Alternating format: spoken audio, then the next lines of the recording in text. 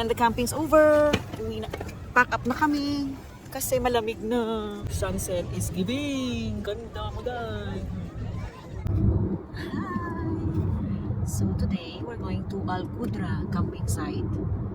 Tapos, wala lang, magka-camp lang kami doon. Magre-relax, kakain, and matutulog. Okay, so we're heading there now. Time check, it's 4 o'clock. See you later. Welcome to Flamingo Lake. Nandito na kami ngayon sa camping site. Ang daming mga sasakyan. Siguro kanina pa sila nandito. Kanya-kanya ang hanap ng place. Ang ganda. Ayun yung mga flamingo. Ay, ang dami naming dala. Magsiset up na kami ng mga dala namin. Food, chair, ihawan, and everything.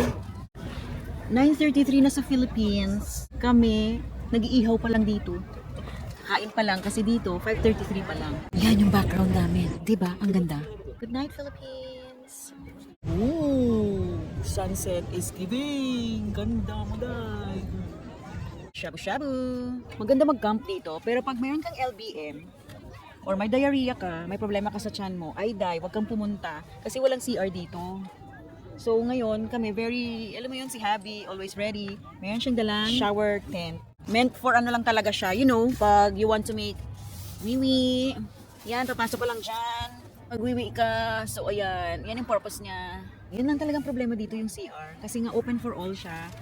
So pwede kang mag-camp, natumba na si shower tent.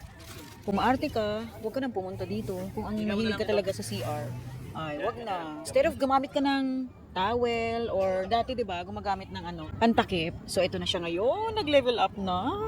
Diba? Galing. And the camping's over. Uwi na. Pack up na kami. Kasi malamig na.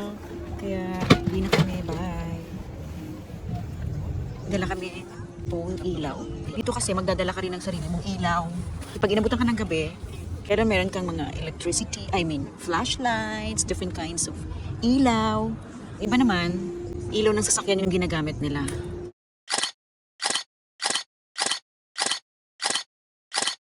So, ayun. Bye!